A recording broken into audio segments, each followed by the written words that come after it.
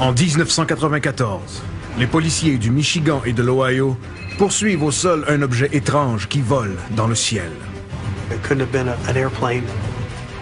6 ans plus tard, un autre incident étonnant entraîne 5 services de police dans une poursuite infernale. Les événements traumatisants ont été enregistrés à la centrale 911. Des nouveaux faits surgissent.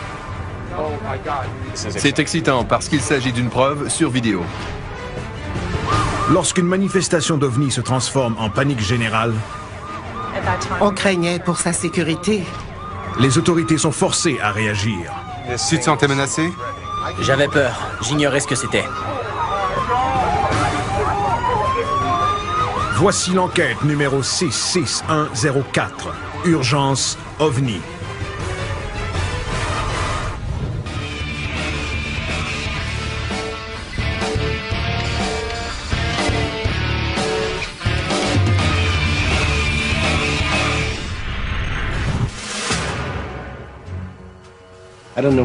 Je ne savais pas ce que je regardais, et mon mécanisme de défense naturelle m'a fait saisir mon arme.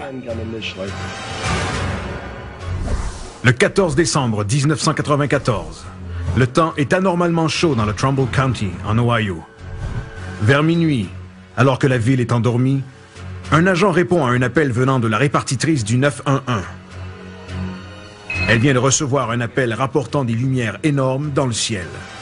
Voici les enregistrements de ces appels de détresse.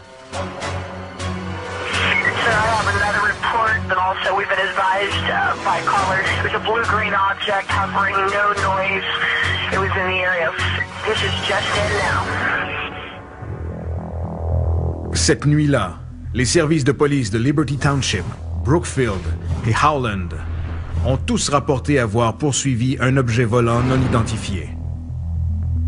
L'agent de Liberty Township avance qu'il n'est pas préparé à voir ce qu'il s'apprête à voir. Wait a minute. What? Oh my God, I hope that's a plane. Oh Jesus Christ, please be a plane. Oh please. I ain't ready for this shit. À ce jour, aucun agent n'a pu identifier l'objet.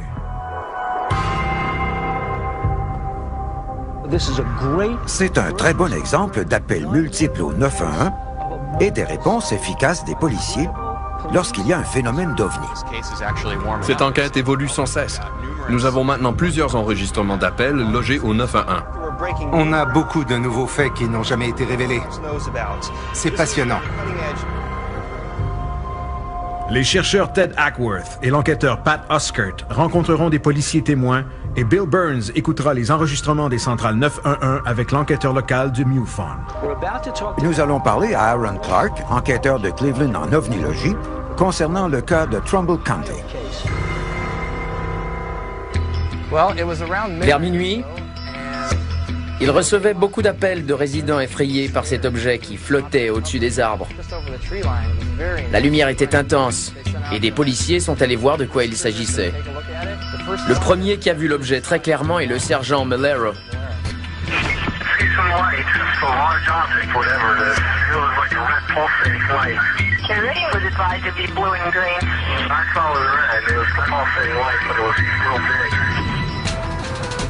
La répartitrice recevait de l'information de plusieurs policiers, tout en parlant aux responsables d'une base aérienne et de la tour de la FAA.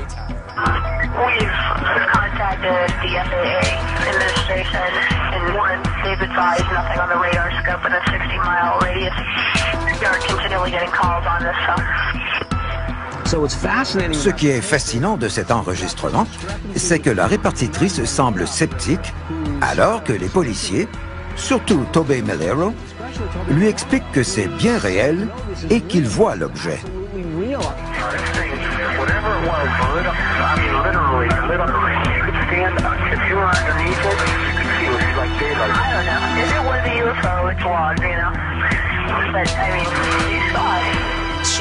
Elle tentait probablement de trouver une explication logique. Quant à lui, il n'avait jamais vu une chose pareille. Il était donc incapable de la décrire.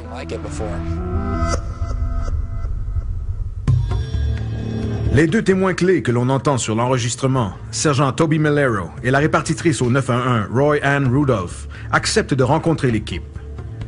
Ted et Pat espèrent obtenir une vue d'ensemble plus claire de ce qui s'est passé cette nuit-là. La lumière était aveuglante et immense. Toute la rue était éclairée. Il a vécu quelque chose que personne d'autre n'a vécu cette nuit-là. Nous allons rencontrer le sergent Toby Malero. Lorsqu'un policier accepte de parler d'OVNI, ça apporte beaucoup de crédibilité. Royan a répondu aux appels ce soir-là, et nous voulons recréer la suite des événements qui se sont déroulés il y a 14 ans. Toby, qu'est-ce que les gens décrivaient exactement? Des lumières. Des lumières inhabituelles dans le ciel. Sergent Malero est au coin des avenues Trumbull et Belmont quand il reçoit l'appel du 911. Il se dirige au nord et parcourt environ 5 km jusqu'à Sampson Drive, où la lumière a été vue. Je fais partie des sceptiques. Alors je me disais que c'était un avion. Que ce n'était rien d'anormal, juste un avion au loin. Je suis arrivé ici et la voiture s'est arrêtée toute seule. Au-dessus des arbres, ici, il y avait une lumière qui m'aveuglait, alors je suis sorti de ma voiture car j'étais en colère. Sergent Malero voit un objet gigantesque et évalue sa largeur à environ 90 mètres. Mais qu'est-ce qui peut bien immobiliser une voiture de police de cette façon? Le sergent Malero voit un objet de 90 mètres de large qui est à environ 18 à 24 mètres au-dessus de sa voiture. Cet objet occupait tout son champ de vision et cachait le ciel. Je suis sorti de ma voiture et la lumière était si intense que je me croyais en plein jour. Elle était très intense, il n'y avait aucun bruit. C'est difficile de décrire l'objet parce que j'étais aveuglé. J'ai pu distinguer une forme cylindrique. Et les lumières étaient définitivement rondes et rouges. Tu vois donc une lumière aveuglante? Oui. C'est le silence total? Oui. Et l'objet est cylindrique ou rond? À quoi pensais-tu? Que je n'avais jamais vu ça. La voiture du sergent Malero refuse de démarrer. Sa radio ne fonctionne plus et il ne peut pas joindre le 911 pour demander du renfort. Il est complètement seul. J'ai été entraîné pour me défendre. Alors j'ai pris mon arme, mais ensuite j'ai compris qu'il était inutile de tirer sur l'objet. Si tu as pris ton arme, c'est que tu te sentais menacé. J'avais peur. J'ignorais ce que c'était. La répartitrice du 911 réussit à rétablir la communication avec le policier après plusieurs minutes d'essai.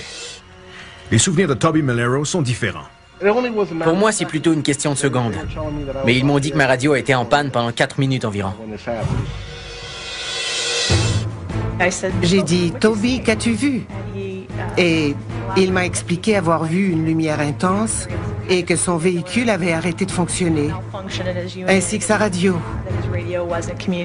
J'ai commencé à m'inquiéter sérieusement parce que plusieurs agents m'appelaient et me disaient voir la même lumière et les appels ne cessaient d'entrer. Malero dit à Royan Rudolph que le gros objet vole au-dessus des arbres en direction du sud. À ce moment, il dit que sa voiture en panne a redémarré sans même qu'il ne touche à quoi que ce soit. Le moteur a redémarré tout seul. Oui. Tu avais tenté de le redémarrer sans succès? Exactement. La radio s'est remise en marche quand l'objet s'est éloigné. C'est ça. Je n'ai jamais entendu une chose pareille. Je n'avais jamais vécu ça non plus. Cet objet a-t-il provoqué la panne de la voiture de Toby Malero? Existe-t-il une technologie capable de ce genre de choses? Je ne sais pas. Est-ce que certains avions peuvent arrêter des voitures ou ont des pouvoirs mécaniques? Je l'ignore. Mais c'est précisément ce qu'a fait cet objet. Selon toi, est-ce que l'objet a agi avec l'intention de t'immobiliser ou était-ce simplement parce que tu te trouvais dans un certain rayon? Je pense que c'est arrivé parce que je me trouvais dans une zone affectée par un quelconque phénomène. Quand la lumière s'est éloignée, la voiture a redémarré. Sa voiture étant à nouveau fonctionnelle, Malero monte à l'intérieur et se joint à la poursuite entreprise par ses collègues. Par radio, j'ai dit à Royan ce que je voyais. Et elle a répondu, « Oui, nous recevons énormément d'appels concernant cette lumière. » Je lui parlais en suivant l'objet. Et je lui ai demandé de contacter l'aéroport pour savoir s'il était visible sur les radars. I called up and I swear to you, he goes, you know, I don't have anything but 16-mile radius of Youngstown. He goes, I'm looking at the radar right now. Well, this thing wasn't more than about 50 feet off the ground. This thing wasn't making no noise. Suite au rapport de l'aéroport de Youngstown disant ne rien voir sur les radars, Royan contacte la base aérienne de Youngstown.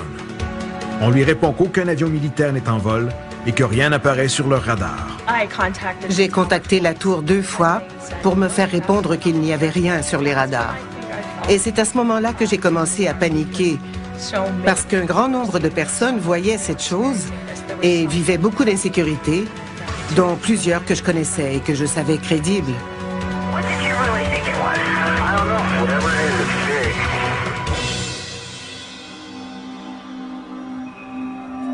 Le policier est troublé et déstabilisé par l'appareil gigantesque qui pourtant n'apparaît sur aucun radar selon la FAA. Je me suis garé pour reprendre mes esprits et réfléchir à ce que j'avais vu ou à ce que je n'avais pas vu. Je me posais une tonne de questions. Qu'est-ce que c'était? Un autre témoin décide de parler de l'anomalie. Roy Ann Rudolph, intrigué par ce que les policiers lui disent, décide d'aller voir de ses propres yeux. Non seulement elle recevait des appels de citoyens affolés, et elle était en communication constante avec le sergent Mellero, mais elle nous a admis quelque chose qu'elle n'avait encore jamais dite. Elle a quitté son poste pour aller voir l'objet à l'extérieur. J'ai accompagné un agent d'une municipalité locale pour voir ce qu'il avait vu. C'est difficile à expliquer. C'était une expérience unique. Je ne sais pas ce que j'ai vu. L'objet était immobile et, tout à coup, il a fait un mouvement brusque et je ne l'ai plus revu. Royan a vu une lumière longue d'une centaine de mètres qui flottait lentement dans le ciel au-dessus de la voiture de Tobey Mellero et qui a immobilisé la voiture patrouille. Elle a admis en avoir été témoin. Nous avons à mes yeux un agent de police très crédible. Et il est clair qu'il a vu quelque chose cette nuit-là. On le sent quand il en parle, et ça a eu un gros impact sur lui. Quel était cet objet vu par le sergent Mellero, Roy Ann Rudolph et de nombreux policiers ce soir-là à Trumbull County? Est-ce un endroit propice aux ovnis? Un autre cas en Ohio, faisant partie des enquêtes Blue Book non résolues, ainsi qu'une nouvelle vidéo étonnante, pourrait fournir des indices sur l'objet étrange vu par le sergent Mellero et d'autres policiers.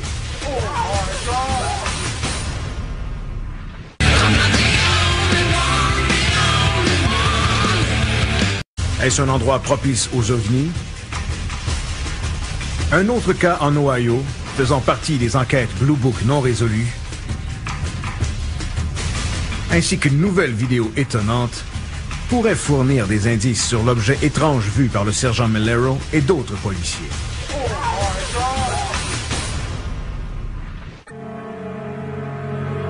À ma connaissance, rien ne peut accélérer aussi vite. C'était impressionnant.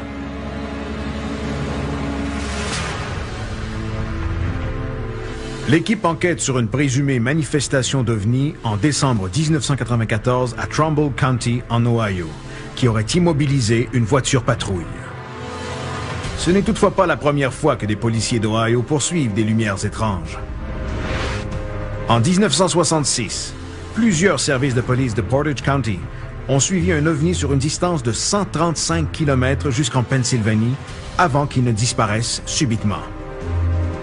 En 1957, le service de police de Levelland, au Texas, reçoit 15 appels de gens décrivant un étrange objet ovale dans le ciel qui fait arrêter les véhicules lorsqu'ils volent au-dessus d'eux. Durant l'enquête à Trumbull County, plusieurs témoins ont décidé de parler de leur rencontre avec un objet volant sur diverses routes en Ohio. Cette affaire fait partie du projet Blue Book, une large enquête des gouvernements portant sur les manifestations d'OVNI. À Trumbull County, des preuves ont-elles été cachées ou volontairement ignorées dans le passé? Nous allons rencontrer Tom O'Connor, un vétéran de la marine qui a vu quelque chose qui reste unique dans l'histoire des manifestations d'OVNI. Je me dirigeais vers l'ouest à Chicago quand j'ai vu une boule illuminée dans le ciel. Et je me suis garé sur le bord de la route. Est-ce plus gros qu'un avion commercial? C'était à peu près de la taille d'un 747. Après avoir observé l'objet volant pendant quelques minutes, Tom dit avoir vu un faisceau de lumière intense descendre jusqu'au sol, tout comme Toby Melero, 28 ans plus tard. J'ai eu un peu peur et je me demandais ce que c'était. Tom se réfugie sous son camion et de là, il observe l'objet qui vole vers lui et s'immobilise directement au-dessus de son véhicule. Quand il s'est arrêté au-dessus du camion, il s'est mis à bouger. Tout mon camion tremblait et j'étais terrorisé en dessous. Puis il est parti, disparu.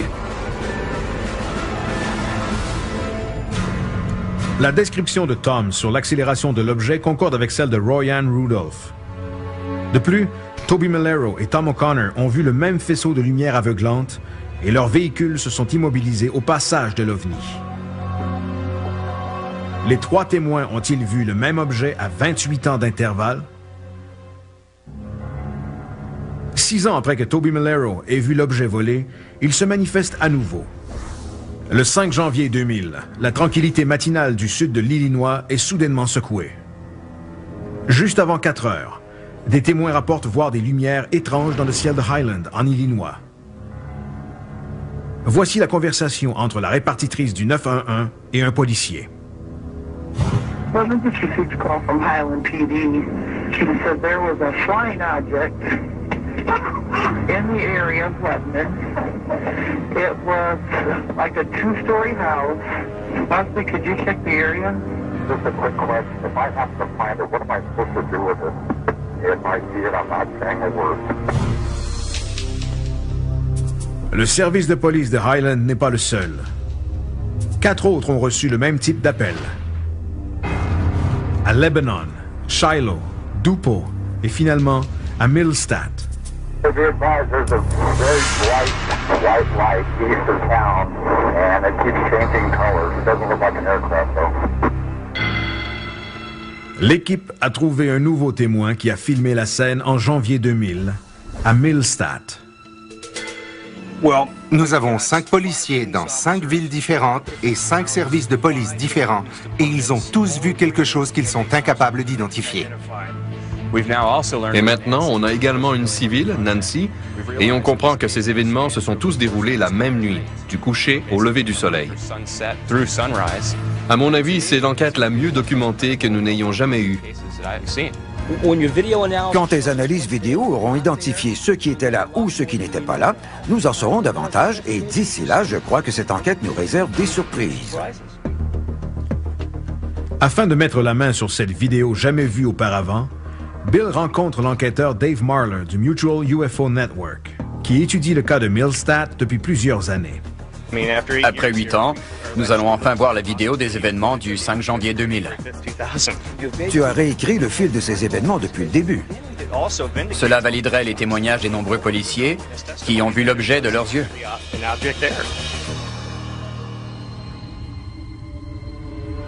Au départ, tout commence un peu avant 4 heures le matin du 5 janvier 2000, mais les nouvelles images ont été filmées plus tôt, entre 19 et 20 heures, le 4 janvier, ce qui signifie que l'objet a été vu par des témoins pendant presque 12 heures.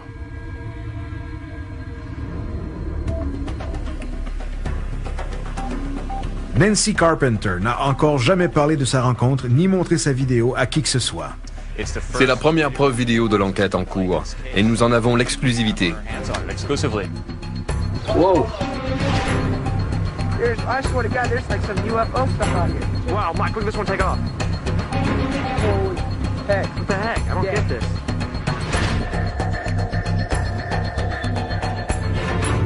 Avez-vous une idée à quelle distance c'était? 120, 150 mètres. Les lumières changeaient-elles de position? Constamment. Look at it. 4 of them. Oh, dude. This one's coming right. I may call 911 when we get abducted. He's getting brighter right at him, dude. Ils allaient dans des directions différentes. Que voulez-vous dire? Les lumières se regroupaient puis se dispersaient. Une allait en ligne droite, une autre en zigzag. C'était n'importe quoi.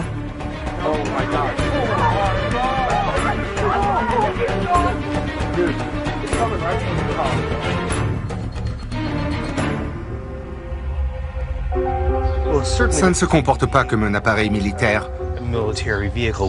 Aucun n'a des lumières qui peuvent voler en orbite en solo, n'est-ce pas? Ceci est indescriptible. J'aimerais répondre, mais je ne sais pas.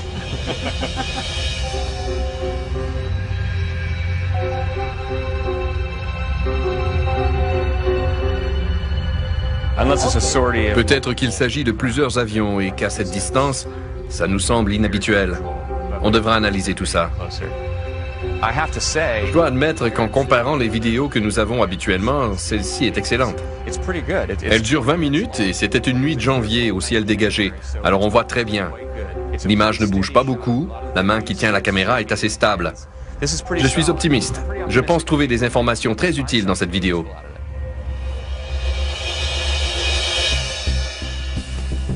Ted analysera la vidéo. Pendant ce temps, Pat et Bill rencontreront un des 5 policiers qui ont pourchassé l'objet volant ce matin-là.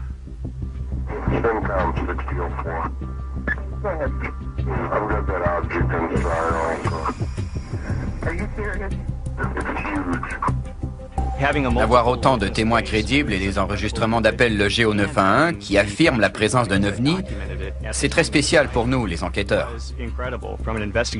Grâce à tous ces détails, nous avons pu établir un plan de vol. Le vol qui a commencé à Highland et Lebanon mène les enquêteurs à Mark Lopino, un policier de O'Fallon. Il était dans sa voiture patrouille à 4h30 lorsqu'il a vu quelque chose survoler l'autoroute 50. Je me dirigeais vers l'est sur l'autoroute 50 dans ma voiture patrouille, quand j'ai vu ce qui me semblait un groupe d'hélicoptères ayant de gros projecteurs à l'avant. Les lumières étaient gigantesques. Je ne peux même pas vous décrire leur taille. Tout ça se passait à environ 30 ou 45 mètres au-dessus de moi, et c'était énorme. De nombreux policiers ont vu l'objet et en ont avisé leur répartiteur.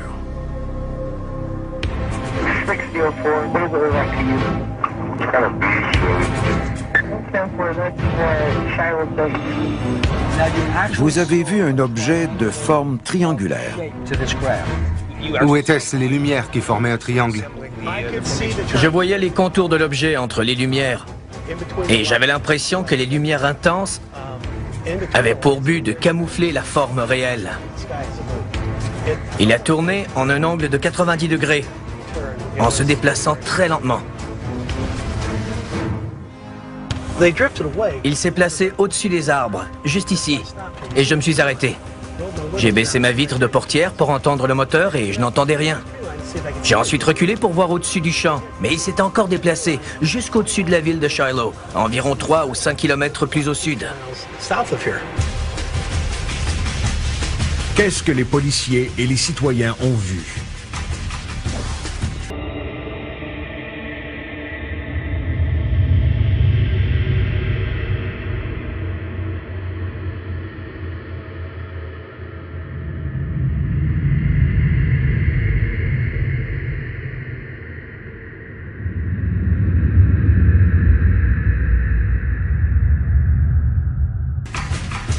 Ted entame les analyses approfondies de la vidéo de Millstat. Et un artiste en croquis numérique tentera de recréer l'objet que de nombreux témoins ont vu dans le ciel de l'Illinois. Je pense que ça venait d'une autre planète.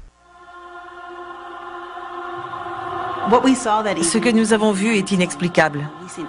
Ces objets qui volaient dans le ciel ne venaient pas de notre planète. La documentation de la centrale du 911, les enregistrements ainsi que les témoignages des policiers d'Ohio et d'Illinois donnent des preuves solides à l'équipe d'un objet étrange. Ted regarde attentivement la vidéo de Nancy Carpenter, jamais vue auparavant, qui montre enfin ce que tant de témoins ont vu. Ted travaille avec Terrence Mason, un spécialiste en traitement d'images de l'Université de Northeastern. Malheureusement, la qualité de l'enregistrement est tellement faible qu'on ne discerne aucun détail du point de vue du traitement de l'image. Par contre, un élément observé défie toute explication rationnelle. Un extrait est très intéressant.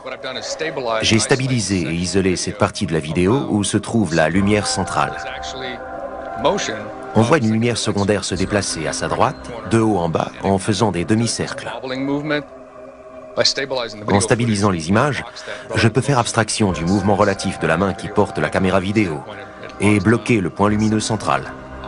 De cette façon, on peut définir clairement le parcours de cette lumière secondaire qui bouge en un arc géométrique parfait.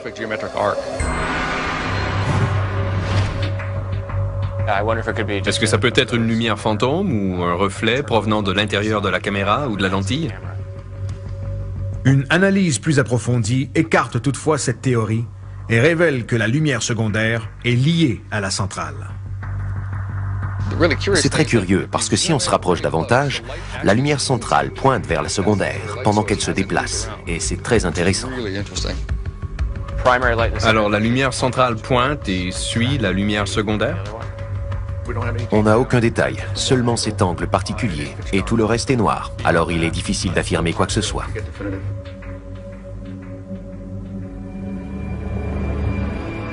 Ted a d'autres questions sur l'identité du vaisseau. Alors Bill et Pat se rendent au point d'origine, le mini-golf de Melvern Knoll. Je vais rencontrer Melvern Knoll, qui a été le premier témoin de cet ovni à Highland, en Illinois, à 4 heures le matin. Melvern, peux-tu préciser où tu as vu les lumières ce matin-là? Juste là, au nord-est. C'était un faisceau de lumière très long et brillant qui émergeait du ciel. La lumière m'a éclairé et lorsqu'elle s'est immobilisée un moment au-dessus de moi, j'ai eu très peur. Je me demandais si je devais courir ou fuir dans mon camion, puis la lumière s'est éloignée très lentement. Secoué, Melvern se rend au poste de police pour signaler la présence de l'objet. La répartitrice a cru mon histoire et je lui ai demandé d'aviser les policiers de la municipalité voisine qu'un objet se dirigeait vers eux. Melvern ne se doute pas qu'il met alors en branle une poursuite qui durera 3 heures et s'étendra de Highland à Belleville.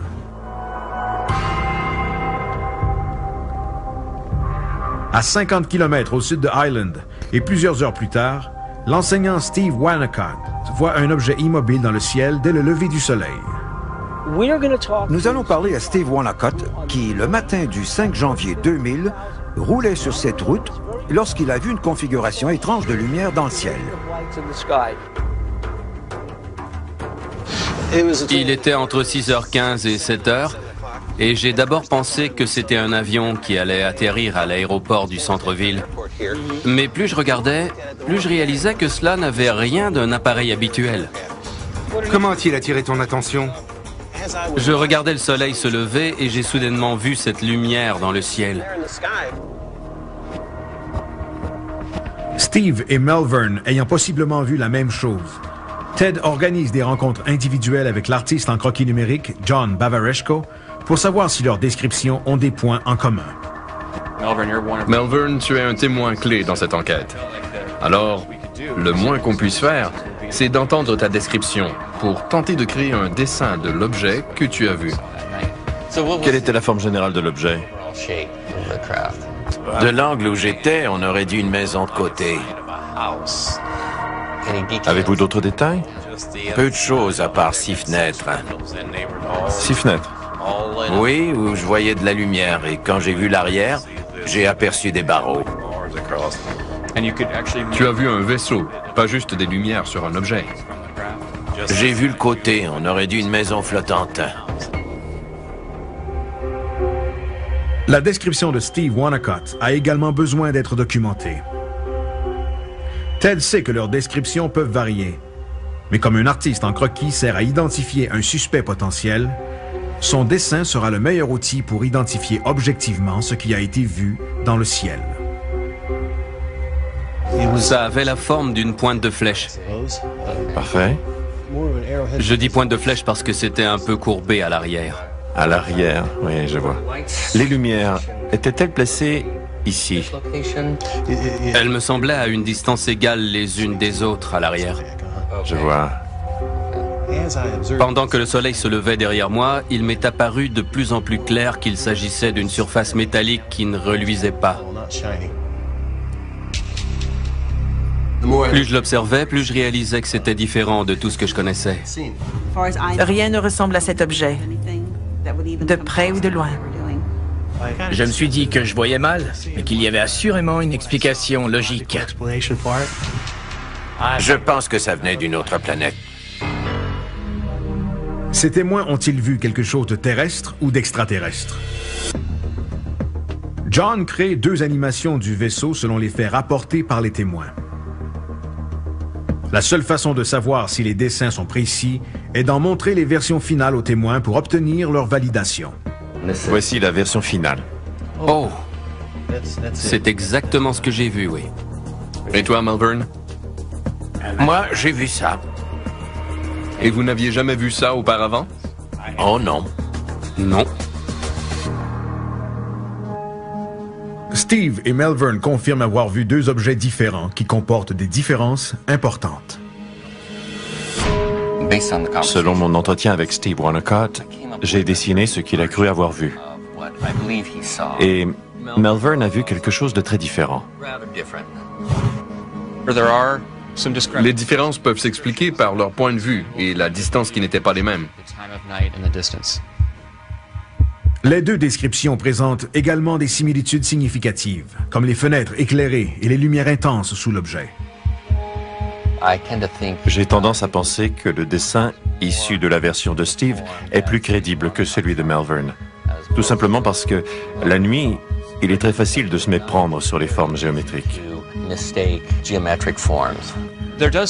Les similitudes entre les 2 me portent à croire que Steve et Malvern ont possiblement vu exactement le même objet.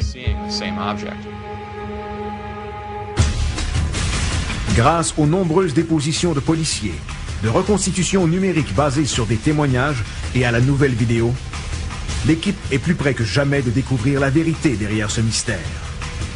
Mais un dernier fait pourrait préciser le début de cette manifestation vue par de nombreux policiers.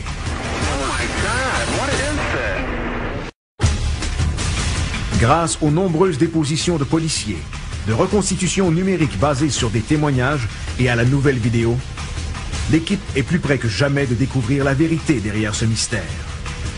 Mais un dernier fait pourrait préciser le début de cette manifestation vue par de nombreux policiers.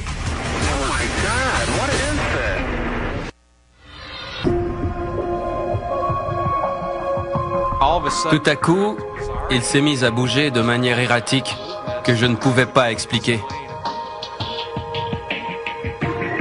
L'OVNI vu à Trumbull County, en Ohio, et dans le sud de l'Illinois, mène les enquêteurs à Holland, au Michigan, où tout a possiblement commencé pour les corps policiers.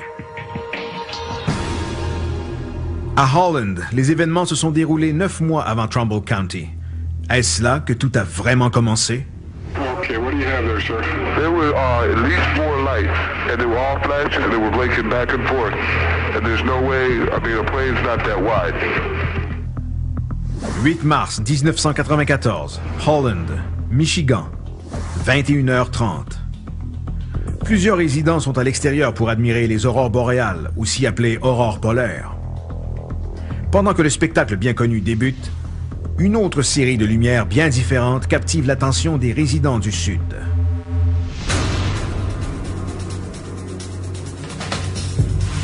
Un policier de Holland voit aussi les lumières étranges, mais il est incapable de les identifier. Il demande à son répartiteur de contacter le bureau de la Météo nationale pour savoir si quelque chose est visible sur les radars. L'objet se déplaçait à une vitesse inimaginable. Une minute, il était ici, et la minute suivante, il était là-bas. Après 2 ou 3 minutes, il est parti. Pourra-t-on savoir un jour ce que c'était? Je ne sais pas. Nous sommes chez Cindy Pravda, qui a vu les lumières dans le ciel en 1994, et nous voulons sa version des faits. J'étais exactement ici quand j'ai vu l'OVNI. Je parlais au téléphone avec une amie et c'était juste au-dessus des arbres. Il y en avait 4 et leur lumière était énorme. J'étais étonnée d'avoir un OVNI dans ma cour. Des points lumineux? Des boules lumineuses. Avez-vous vu quelque chose qui les reliait? Non, et je n'ai jamais pensé que c'était un seul vaisseau spatial. Mais bien 4 ovnis distincts.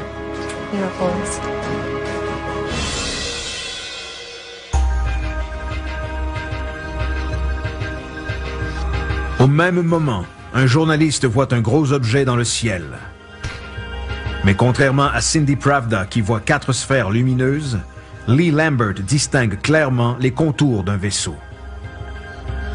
J'étais près de la porte arrière et j'entendais un bourdonnement sourd. J'ai regardé vers le ciel et j'ai vu un énorme vaisseau éclairé.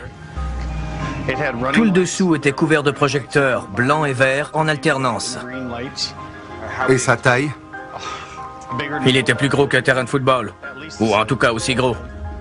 C'était un monstre. Plusieurs personnes voient le même objet. Ces dimensions étonnantes sont le principal point en commun dans Trumbull County et le sud de l'Illinois. S'il s'agit du même vaisseau, la seule personne qui peut le confirmer est le Dr. Michael Swords, un enquêteur d'OVNI respecté qui a tenté d'éclaircir le mystère en 1994. Je rencontre Dr. Swords avec l'espoir d'obtenir son aide sur la position géographique et la séquence des événements basée sur les témoignages. Je veux voir un parcours sur un radar lié aux heures et aux lieux recueillis lors des appels au 911.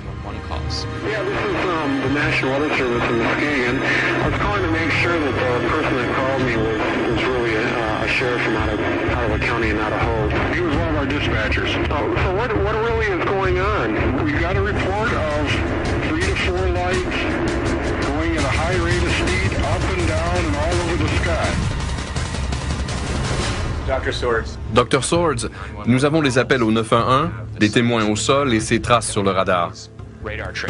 Mais vous êtes le seul qui a réussi à parler formellement à l'opérateur du radar. On nous a invités à l'endroit exact où le jeune homme a fait ses observations. Il nous a expliqué que l'objet se déplaçait comme un avion qui s'apprête à atterrir. Mais ce qui est très intéressant dans son récit, c'est que les lumières de l'objet ressemblaient à celles d'un avion, sauf qu'elles étaient 4 fois plus éclatantes et grosses. Je vois. Lorsque l'opérateur du radar a vu cette chose, elle était à environ 5400 mètres, ce qui n'est pas très haut. Et en une quinzaine de secondes, ces déplacements montraient qu'elle se déplaçait à une vitesse d'environ 1600 km à l'heure. Aucun de nos avions, que ce soit il y a 14 ans ou aujourd'hui, impossible, ne peut se déplacer à 1600 km à l'heure, surtout pas verticalement. Ce qu'il a vu ensuite est encore plus étrange. D'un objet, cette chose est passée à 3, ce qui est extrêmement mystérieux. Quand on écoute les enregistrements du 911, quand il voit l'objet, on constate beaucoup d'émotions dans sa voix, comme tous les autres témoins. I'm getting it now at about 12,000 feet. Now I'm getting multiple returns. Oh my God, what is that? Ce sont des preuves géniales. Et je crois que si vous arrivez à faire les liens corrélatifs et définitifs entre les témoignages et les appels logés au 911, en plus de l'opérateur du radar qui dit avec énervement ce qu'il voit à son écran, vous trouverez ce qui manquait à cette enquête. Il existe un lien corrélatif. Cindy Pravda dit avoir observé de nombreuses boules lumineuses. Elle était loin de penser qu'un radar les captait au même moment. 14 ans plus tard, l'opérateur du radar dans le Michigan, qui a vu ces objets à son écran, peut enfin confirmer que ces images dépassent toute explication logique et conventionnelle.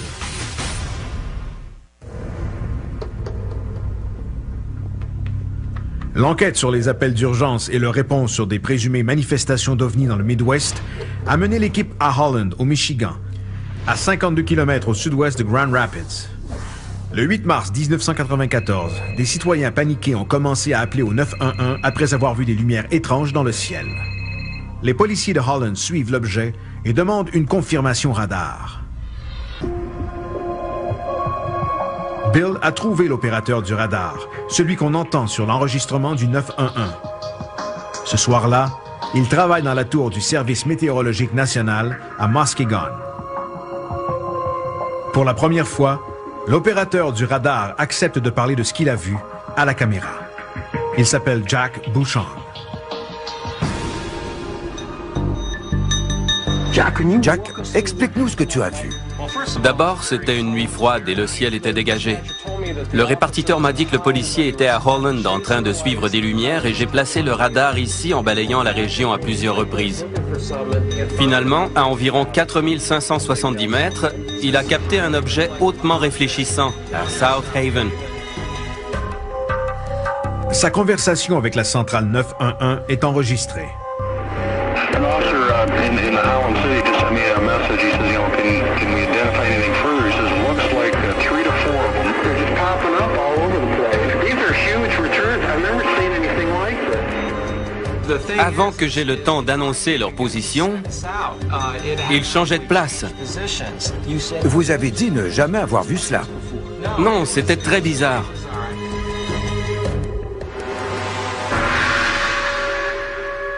Jack sait que les lectures du radar ne seront pas retenues et garde des copies de ce qu'il vient de voir. Il les montre aujourd'hui pour la toute première fois. Le policier a dit voir un seul objet qui semblait très éloigné. Et ensuite, l'objet s'est divisé et est devenu 3 lumières dans le ciel. Il disait au répartiteur qu'il voyait 3 lumières en même temps et je lui répondais que j'en voyais plusieurs également. Now I'm getting 3 of them. They're separated by about 50 kilometers. They're very strong returns. They look like a triangle on my scope. They're spiking, so there's something pretty solid. Jack Bouchong observe sur son écran radar ce que le policier de Holland voit dans le ciel, ainsi que plusieurs résidents qui ont contacté le 911. Il se déplaçait à la verticale à une vitesse phénoménale qui m'était inconnue. This thing breaks from one object into 3. 3 to 4 lights going at a high rate of speed. It was 4 different UFOs. Ces objets se déplaçaient en mouvement impossible pour un avion conventionnel. Exactement. Je n'ai pas vu de déplacement en courbe comme les avions. Ils sautaient d'un endroit à un autre et étaient toujours à angle droit. Jack suit l'objet pendant près de 2 heures, les observant se déplacer à une vitesse supérieure à tout avion connu de l'homme. Leur hauteur variait entre 4500 et 15 000 mètres et je n'arrivais pas à croire qu'ils puissent aller aussi haut. L'indicateur des hauteurs montrait plusieurs douzaines d'objets, trop pour être en mesure de les compter. Ils survolaient le centre du lac Michigan et leur présence s'étendait sur une distance d'au moins 50 km. Jack Bouchong perd éventuellement toute trace des objets qui ont disparu. Les présumés ovnis de Holland n'ont jamais été expliqués par les autorités. Si la FAA de Chicago a observé ces objets, cela n'a jamais été confirmé. Et selon les dirigeants de la FAA, c'est totalement impossible à vérifier. Comme Jack Bouchong s'en doutait quand il a fait des copies des lectures du radar, la FAA a détruit ces documents comme elle le fait tous les 6 mois.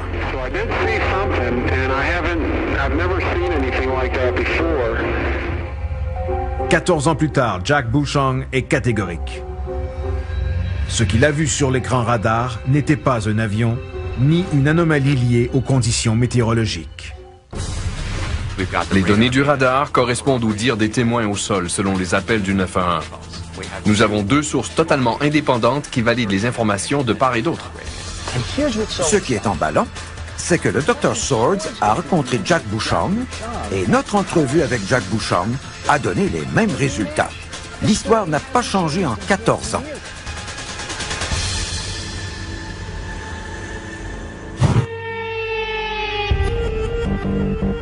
L'objet est apparu au-dessus de Holland, au Michigan, le 8 mars 1994, de Trumbull County, le 14 décembre 1994, et dans le ciel de plusieurs autres villes du sud de l'Illinois le 5 janvier 2000.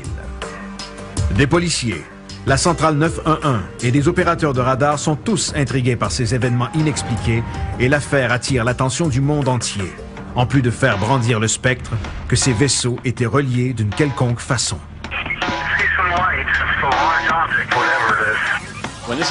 On ne peut pas ignorer tous ces faits systémiques qui se déroulent dans plusieurs États et agences fédérales. Plusieurs témoins sont des gens crédibles en raison de leur formation, et c'est ce qui rend cette enquête aussi intéressante. Je suis estomaqué par la dimension de ces vaisseaux. Ils sont énormes, illuminés, ils flottent, ils sursautent et disparaissent en quelques secondes. D'où proviennent-ils et qui se cache à l'intérieur? Les nouvelles vidéos et la technologie numérique valident aujourd'hui ce que les témoins ont observé. Ont-ils vu un appareil militaire avancé et gardé secret? Ou des vaisseaux extraterrestres qui tentent des rapprochements avec nous? L'équipe a découvert des nouveaux faits très importants et l'enquête se poursuit.